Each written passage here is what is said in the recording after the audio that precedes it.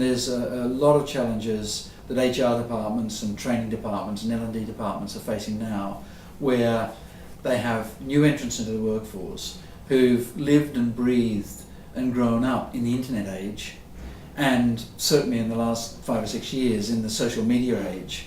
And that's the way that that generation, I mean, a wide generalisation, but that's the way the majority of that generation work.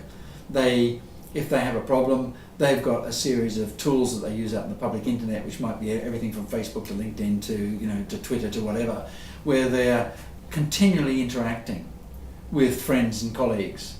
And workplaces, in the workplace, organisations need to think about how they can help people and support people in using that. In fact, I heard a lovely story recently. I was in a workshop and asked whether who in the room, whose organisations allowed access to social media tools such as Facebook and Twitter and so on and so forth.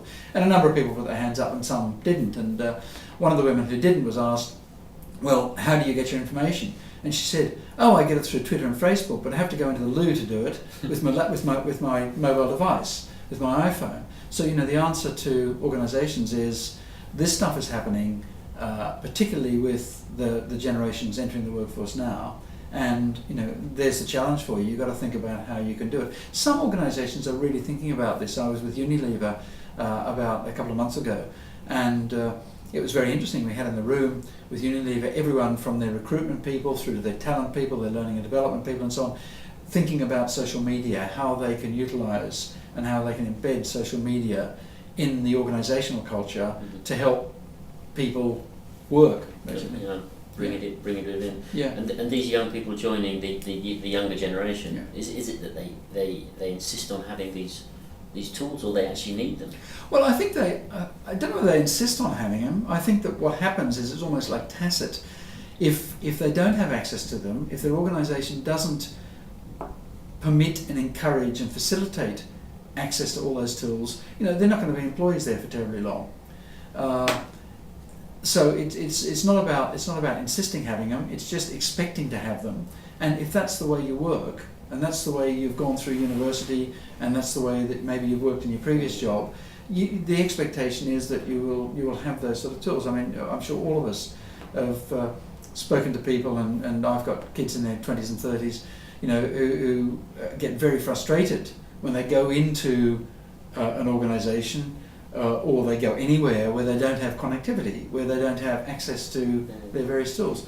And so that's going to be an increasing pressure, and it's not a passing phase. I mean, that's the key thing. This is just the new world, and it's going to become increasing pressures on organisations to think about how they address these issues, and then to work out strategic ways in which they can build it into their organisational culture. And certainly when I was at Reuters, it was interesting. The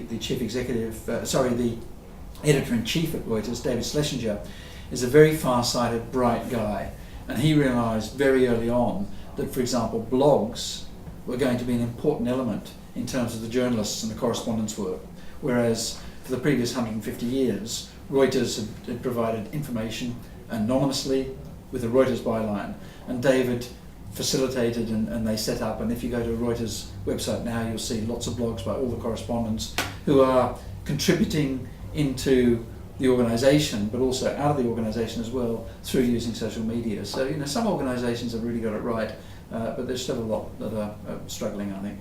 So not permitting social media in some cases actually. It's rather like telling a generation that used to email to go back to writing letters. Yes, and that's a good point about email, because when email first emerged, I'm old enough to remember when email first emerged, and there was a lot of concern within organisations that they were losing control, and that people wanted to check emails before they were being sent by the people in their teams, in the same way that they would have checked any letters that had gone out by people now. I mean, that idea is ludicrous to us now. And people cannot operate. How could you run a business without email now? I mean, you just couldn't do it.